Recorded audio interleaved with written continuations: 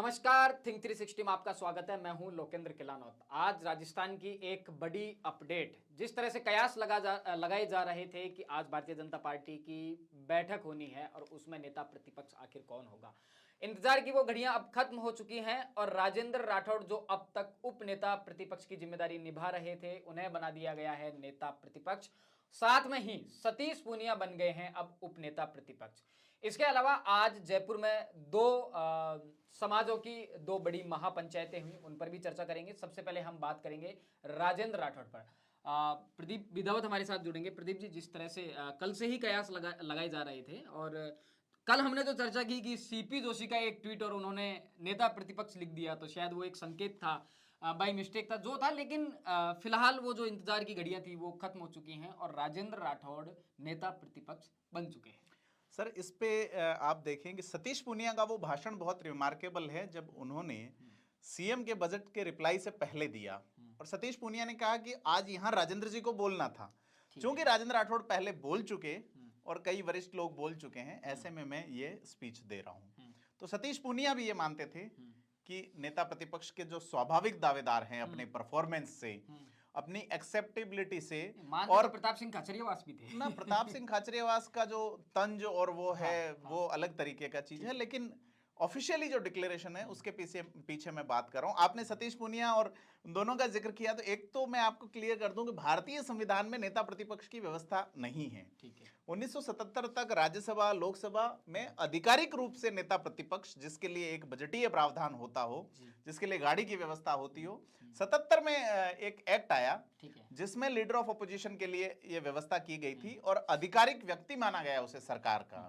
सदन यानी विधानसभा में 3 लोग, विधानसभा की टीम के अलावा 3 लोग, जिसमें नेता सदन का बोला जाता है, वो मुख्यमंत्री होता है और वो सभी पार्टियों का नेता है, बेसिकली सदन का नेता उसे कहा जाएगा। सेकंड नंबर जो पोस्ट है वो है आपके प्रतिपक्ष नेता की, जिसको कैबिनेट मिनिस्टर का दर्जा होता है और उन्हें वेतन भत्ते भी उस लेवल के मिलते हैं। और तीसरा जो पद होता है वो सचेतक का, जो जिसको बोलते हैं अभी महेंद्र चौधरी जी जो उप मुख्य सचेतक है, महेश जोशी के जाने के बाद तो एक चर्चा तो ये भी चल रही है क्या महेंद्र चौधरी को प्रमोट किया जाएगा, क्योंकि वो पद भी खाली चल रहा है। तो अब ये सारी चीजें, सरकार की ओर से कामकाज चलाना सदन में महेंद्र चौधरी, विपक्ष की ओर से चलाना गुलाबचंद कटारिया थे, अब राजेंद्र राठौड़ होंगे। और उप नेता प्रतिपक्ष एक झुंझुना है सिंपल सा, जो इतने सालों से राजेंद्र राठौड़ बजा रहे थे। मुख्यमंत्री के लिए कही जाती है नहीं, उप मुख्यमंत्री का अलग व्यवस्था है, डिपार्टमेंट होते हैं, लेकिन उप मुख्यमंत्री का भी वो दर्जा तो नहीं है, आप सही कह रहे हो। लेकिन मैं आपको यहां कहना चाहूंगा कि ये उप नेता प्रतिपक्ष एक झुंझुना है जो इतने साल से राजेंद्र राठौड़ बजा रहे थे और अब यही झुंझुना उनके जिले के और पूर्व अध्यक्ष सतीश पूनिया को थमा दिया गया। लेकिन मजाक की भाषा में जो उप मुख्यमंत्री, ना मजाक नहीं, डिक्लेयर्ड होते हैं, लॉलीपॉप कहा जाता है कि लॉलीपॉप थमा दिया गया है, तो नहीं, ऐसा नहीं है। कमला बेनीवाल राजस्थान में उप मुख्यमंत्री रही हैं, हरिशंकर भावड़ा रहे हैं, सचिन पायलट रहे हैं, तो उनका एक कद और स्वैग होता है। लेकिन जो क्लैश जो हुआ कि उप मुख्यमंत्री का एक अलग दर्जा होना चाहिए, वो सचिन पायलट ने लेने की कोशिश की और सचिन पायलट ने, चाहे वो गेट में एंट्री हो, चाहे प्रोटोकॉल हो, चाहे बंगला हो, इन चीजों को लेके ये अदावतें यहीं से शुरू हुई थी राजस्थान में।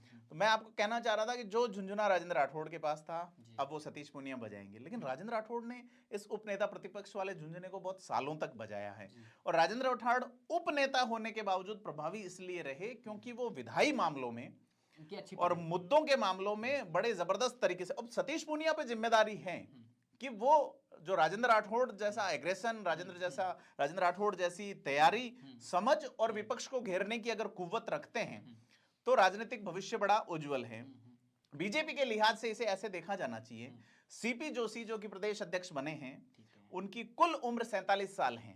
राजेंद्र राठौड़ 42 साल से राजस्थान की राजनीति में है और सक्रिय हैं जब से वो यहाँ पे शायद 78, जहां तक मुझे याद है 78 में यूनिवर्सिटी के प्रेसिडेंट बने थे। उसके बाद वो बनी पार्क से चुनाव लड़े, चुनाव हार गए।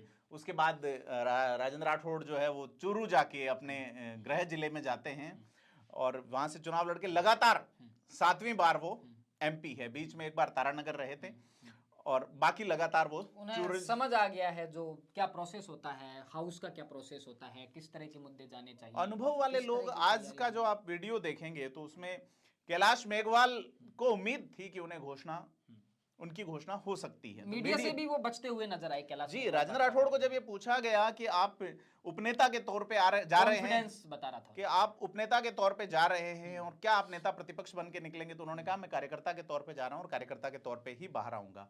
कैलाश मेघवाल से जब हमारे साथी मालचंद गोस्वामी ने बातचीत करने की कोशिश की तो उन्होंने ये कहा कि नो कमेंट्स, ये वो बड़े कॉन्फिडेंट वो थे कि उनकी घोषणा हो सकती है। कैलाश मेघवाल दलितों को लेकर एक बड़ा बयान दे चुके हैं कि साहब पार्टी में सुनवाई नहीं होती, वो नहीं होती। कैलाश मेघवाल बहुत बड़े लीडर हैं, कई बार के विधायक है, हमारे सांसद साथ रहे। विवेक श्रीवास्तव ने कैलाश मेघवाल के बारे में एक बड़ा कमेंट किया था एक वीडियो में कि ये जो जिलों की घोषणा है उसके द्वारा जो अशोक गहलोत, जिनके अंदर भाजपा के वो नेता जिनके अंदर एक बेचैनी है, अनदेखी से परेशान है, उनको भी साधने की कोशिश की है। जब उन्होंने शाहपुरा को जिला बनाया तो कैलाश मेघवाल को कोट किया। जी, कई तरह की विवेक का बातें। ऐसा अंदाजा था कि शायद अगर वहां ज्यादा अनदेखी की जाए तो उधर मूव हो सकते हैं। उनकी उम्र की है ना, उम्र की भी बात है जी, उम्र की बात है, 90 के आसपास हैं वो। बड़ी उम्र वालों में जोधपुर की जो सूरसागर से एमएलए हैं जी, सूर्यकांता व्यास, वो भी हैं, वो भी मौजूद थी, लेकिन उनका चांस नहीं था। और वैसे ये कोई ज्यादा लंबे समय तक नहीं है, लेकिन अब इसमें देखने वाली बात ये है कि राजेंद्र राठौड़ मजबूत हुए हैं। तय बात है जी। कांग्रेस जो कि पिछले साल 20 लोगों की पार्टी, 21 लोगों की पार्टी थी सिर्फ पिछली सरकार में, वहां रामेश्वर डूडी प्रतिपक्ष नेता थे और लास्ट में वो सीएम बनाए जाने की मांग करते हैं। तो राजनीतिक चर्चाएं तो घूम फिर के वहीं जानी चाहिए। मुख्यमंत्री का दावा कौन कर रहा है, सबसे बड़ा। तो राजेंद्र राठौड़ उस दौर में अब आ गए हैं। अभी तक वो कहीं 6-7वें नंबर पे थे। समर्थकों द्वारा इस तरह की इच्छाएं तो समर्थक तो देखो, एक एमएलए का भी यही करता है, हमारा नेता कैसा हो, जो है। तो लेकिन एक और प्रबल दावेदार को ऐड कर लेना चाहिए एग्जैक्टली की, जो मुख्यमंत्री फेस की जो एक लिस्ट है, लंबी फहरिस्त है उसमें। और जहां तक हमें कुछ इनपुट्स है कि राजेंद्र राठौड़ की टीम जो है पूरे राजस्थान में, अभी उनका जन्मदिन आने वाला है, तो जन्मदिन से पहले का ये तोहफा दिया गया है। तो इस नाते वो बड़ा एक पहले उन्होंने करीब हजारों यूनिट रक्तदान का एक इवेंट किया था और अपना शक्ति प्रदर्शन किया था। वो केंद्र में भी नेताओं से लगातार संपर्क में हैं। वो राजनाथ सिंह से मिलते रहते हैं, अमित शाह जी से मिले हैं, राजीव प्रताप रूडी उनके बहुत अच्छे दोस्त हैं, हालांकि वो अभी थोड़े से साइडलाइन चल रहे हैं मुख्य धारा से। लेकिन अब वो अपने हिसाब से चौसर जमाएंगे राजेंद्र राठौड़।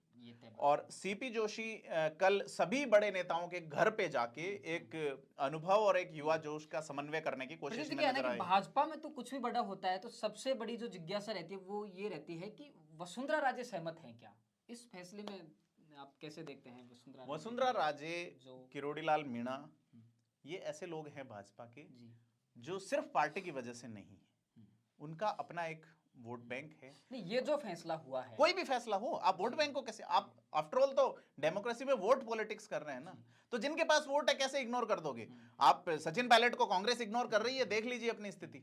नहीं, मैं जो कह रहा हूँ कि सीपी जोशी को जो प्रदेश अध्यक्ष बनाया गया था, तो सबसे पहला सवाल तो यही था कि वसुंधरा राजे को स्वीकार है या नहीं। तो क्या राजेंद्र राठौड़ बतौर नेता प्रतिपक्ष वसुंधरा राजे को स्वीकार है या नहीं? वो तो विधायक दल की बैठक में फैसला हुआ है, और अगर विधायकों की संख्या माने जो पिछले 2018 में जीत के आए, ज्यादातर विधायक वसुंधरा खेमे के। सतीश पूनिया को वो वैसे ही पसंद नहीं कर रहे थे, तो सतीश पूनिया को नेता भी दो जने सीधी दौड़ में थे कि सतीश पूनिया को एक अच्छी सी विदाई दी जाए। ये विदाई तब होती जब आप उनका इस्तीफा, उनको हटाए जाने से पहले ये, लेकिन सतीश पूनिया जो है वो बीच में अक्सर ऐसी खबरें आई थी कि वसुंधरा राजे और राजेंद्र राठौड़ के बीच में दूरियां आ चुकी हैं, इस तरह की कि क्या वसुंधरा राजे राजेंद्र राठौड़ को लेकर स्वीकार करती हैं उनका नेता प्रतिपक्ष होना, या फिर कोई खटास नहीं है? नहीं, आपस में इनकी एक अंडरस्टैंडिंग है जी। क्योंकि लगातार वसुंधरा जी हर जन्मदिन पर अपना शक्ति प्रदर्शन करती हैं, जन्मदिन मनाती हैं। मुझे नहीं लगता कि राजेंद्र राठौड़ का ना पहुंचना एक बड़ा जिज्ञासा का विषय रहता है। हाँ, चूरू जिले में कार्यक्रम था और एक्चुअल में एक पार्टी का इवेंट था उसमें, और उसे एक निजी इवेंट बताया गया। ये दौड़ भी चल रही थी। पहुंचे थे? नहीं, वो भी नहीं पहुंचे, सतीश पुनिया भी तो नहीं पहुंचे, लेकिन पहले के जो इवेंट हुए इन दोनों में एक म्यूचुअल इंटरनल अंडरस्टैंडिंग है। राजेंद्र राठौड़ के पास भी वोट बैंक है, शेखावटी का पूरा चुनाव वो डिजाइन करते हैं। तो ये आगे जाके क्या होगा कि वसुंधरा राजे के सीएम बनने की स्थिति बनती है तो क्या राजेंद्र राठौड़ उनके साथ खड़े होंगे? तो बजाय किसी दूसरे के, किसी नेता, बुजुर्ग नेता ये देखता है कि किसी युवा को अगर बना दिया तो ये एक लंबा चलेगा, उसका एक अपना वो होगा और हमें कहीं किनारे नहीं। अपने आसपास की उम्र वाला और सहयोगी को ही बनाएं जो ज्यादा जूनियर नहीं हो। तो ये आगे जाके चीजें ऐसे क्या होगा, ये समय की गर्त पे पहले कमेंट करना ठीक नहीं ये भी है। एक बड़ी बात है कि ऐन वक्त पर नेता प्रतिपक्ष बनाया जाना, चूंकि जब हाउस बहुत ज्यादा नहीं चलना है और उपनेता प्रतिपक्ष राजेंद्र राठौड़ का जितना काम था, नेता प्रतिपक्ष उतना काम नहीं होना है क्योंकि अब बहुत ज्यादा हाउस नहीं चलना है। लेकिन एक बात तय है कि उनका कद कहीं ना कहीं पार्टी में बढ़ा है और जो उनकी स्वीकार्यता है। ऐसा नहीं है, काम है, नेता प्रतिपक्ष के तो पास तो काम है। विधानसभा की कई समितियां होती हैं, उनकी बैठकें होती है, फाइनेंस कमीशन, कैग ऑडिट और इन बहुत सारी समितियों में नेता प्रतिपक्ष का दखल रहता है। कॉन्स्टिट्यूशन से जुड़े हुए इश्यूज है उन पे। चूंकि उपनेता प्रतिपक्ष जो है वो कोई पोस्ट नहीं है, किसी कानून में नहीं है, तो ऐसे में सतीश पुनिया को ठंडे बस्ते में डाल दिया। बिल्कुल निश्चित तौर पे ठंडे बस्ते पे डाल दिया गया है। लेकिन सतीश पुनिया के पास एक टैग है उपनेता प्रतिपक्ष का, उस नाते वो अपनी योग्यता से आगे बढ़ सकते हैं या नहीं बढ़ सकते। जैसी परफॉर्मेंस राजेंद्र राठौड़ की बतौर उपनेता प्रतिपक्ष जी बिल्कुल, उन्होंने एक बड़ी लाइन खींच रखी है, सतीश पुनिया को उससे बड़ी लाइन खींचनी होगी। जी जी निश्चित तौर। तो आज एक और बहुत बड़ी अपडेट है। आज दो समाजों की, SC ST समाज की एक महापंचायत मानसरोवर में हुई, साथ में ही राजपूत समाज की करणी सेना के बैनर तले एक महापंचायत हुई। उत्तर प्रदेश तक के नेता उसमें शरीक हुए। किस तरह से देखते हैं क्या इस बात को, चूंकि जब ब्राह्मण महापंचायत हुई थी और उसके बाद में तुरंत CP जोशी को प्रदेश अध्यक्ष बनाया जाना, तो उसे ब्राह्मण महापंचायत की एक उपलब्धि के तौर पर देखा जा रहा था। उधर केसरिया महापंचायत समाप्ति भी नहीं हुई है और इधर राजेंद्र राठौड़ की नेता प्रतिपक्ष के तौर पर घोषणा हो चुकी है। नहीं, उसको इससे जोड़ के देखा जाना ठीक नहीं होगा, क्योंकि बीजेपी अपने फैसले खुद लेती है। जो ब्राह्मण महापंचायत CP जोशी की नियुक्ति को, CP जोशी की नियुक्ति का आधार मैं बता चुका कि मेवाड़ में एक क्षत्रप चाहिए था और वो सारी चीजों, सारे समीकरणों को साध ले, कोई नाराज नहीं हो तत्कालिक रूप से, तो उसमें CP जोशी फिट बैठते थे। इस नाते ब्राह्मण महापंचायत तो फिर आपके पास अश्विनी वैष्णव बहुत बड़ा नाम था, घनश्याम तिवाड़ी एक बहुत बड़े नाम थे कि आप अगर उनको बनाते, तो ऐसा नहीं है कि आप इन महापंचायतों से कोई पार्टियां अपना, क्योंकि केसरिया महापंचायत में तो क्लियरली डिमांड हुई है पॉलिटिकल, और ये सारी SC ST की जो महापंचायत हुई है ये बहुत जबरदस्त एक इवेंट रहा है और इसकी तारीफ की जानी चाहिए। दोनों ही इवेंट्स की अच्छी तारीफ की जानी चाहिए, लेकिन इस इवेंट को खास करके आप देखिए कि जो वंचित और शोषित तबका रहा है, उस तबके ने डिमांड राजनीतिक नहीं कर रहे हैं, वो ये कह रहे हैं हमें बौद्धिक चेतना की आवश्यकता है। तो ये बड़ी बात है कि आप स्वीकार रहे हैं कि अब आगे आने वाला जो वर्ल्ड है उसमें सिर्फ बयानबाजी, आरोपों प्रत्यारोपों से नहीं चलेगा, आपको मानसिक रूप से आपको व्यापार की ओर आना होगा। कई बुद्धिजीवी उसमें शरीक हुए हैं। मैं कवर करने गया था तो एक ये सबसे बड़ी खास बात उस SC ST समाज की महापंचायत में देखने को मिली थी कि जो एंट्री गेट था वहीं पर कम से कम 10 स्टॉल ऐसी लगी हुई थी जहां पर अंबेडकर से संबंधित साहित्य वहां मौजूद था, गौतम बुद्ध से संबंधित साहित्य वहां मौजूद था, बिरसा मुंडा का साहित्य था, रामदेव जो राम सपीर हैं उनका साहित्य था, और भी जो महानायक हैं उनसे संबंधित साहित्य, और युवाओं की एक बड़ी भीड़ वहाँ इंटरेस्ट ले रही थी उन स्टॉल पे। हमने वहाँ डॉक्टर परिहार थे, उनसे बातचीत की, मैंने राजनीति के मामले में उनसे जानना चाहा कि राजनीति को लेकर क्या सोचता है दलित वर्ग राजस्थान का। तो उन्होंने एक बहुत खूबसूरत बात कही कि मैं ये राजनीति में नहीं पढ़ना चाहता, हमारे समाज की समस्याओं का जो समाधान है वो राजनीति में नहीं साहित्य में है। तो ये एक हाँ, मैं यही कहना चाह रहा हूँ कि वो जैसे 2 अप्रैल की 2018 में, आज से 5 साल पहले एक आपस में क्लैश खड़ा हुआ था, उसके बाद कई मुकदमे हुए, कई मतलब जो सामाजिक वर्ग हैं SC ST एंड अदर्स के बीच में एक खिंचाव खड़ा हो गया था। उस दिवस को ये लगातार अधिकार दिवस मनाने का फैसला लिया है आज। बिल्कुल, तो हर साल 2 अप्रैल को ये करेंगे और ये जयपुर में ये इवेंट हुआ। इसमें कई नेता इस महापंचायत में भी आए और कई नेता केसरिया महापंचायत में भी आए। केसरिया महापंचायत में जैसे बड़े नेताओं में आप देखें तो यूपी के पुराने कैबिनेट मंत्री रघुराज प्रताप, उनका नाम रघुराज सिंह थे। उसके अलावा मध्य प्रदेश जो एक OSD थे, शायद चीफ मिनिस्टर के OSD थे। उसके अलावा ब्रजभूषण शरण सिंह जो कि कुश्ती महासंघ के अध्यक्ष हैं, 6 बार के सांसद हैं, और इस तरह से नेता आए हैं। उन्होंने बात कही है, उदाहरण इतिहास पुरुषों का दिया है। तो इतिहास पुरुष सम्मेलनों से नहीं बना करते। जो जिन्होंने संबोधित किया उन्होंने कहा है कि आपको अपने आप को खड़ा करना होगा, जिस तरह से आपको डिग्निटी बनने के लिए इंडिविजुअल कोशिश करनी होगी। ब्रजभूषण सिंह ने एक बहुत अच्छी बात कही कि आपको अंदर झांकना होगा, खुद को देखना होगा कि हम जिन पूर्वजों की बात कर रहे हैं उन लोगों ने संघर्ष किया और अपने आप को गढ़ा। तो बौद्धिक बातें दोनों जगह हुई हैं। सुखदेव सिंह गोगामेडी जो है वो एक बड़े क्षत्रप के तौर पे बड़ा मैसेज देने में सफल रहे हैं। उन्होंने उनके अंदाज जो रहता है उनका चुनौती, ये वो घिराव, हमने भी बात की थी वो उनसे भी कि मैंने कहा भी था कि आप धमकी देने के लिए जाने जाते हैं कि मैं धमकी हवा में नहीं देता, जो कहता हूँ वो करके बताता हूँ। ये उनका एक अपना स्टाइल है। हाँ, वो स्टाइल है और यूथ में ये चलता भी है, लेकिन डेमोक्रेटिक पॉलिटिक्स में इस तरह का स्टाइल नहीं चलता। सरकारें इस तरह से बात करना पसंद नहीं करती और सरकारों को इस तरह की बात करना पसंद करना भी नहीं चाहिए।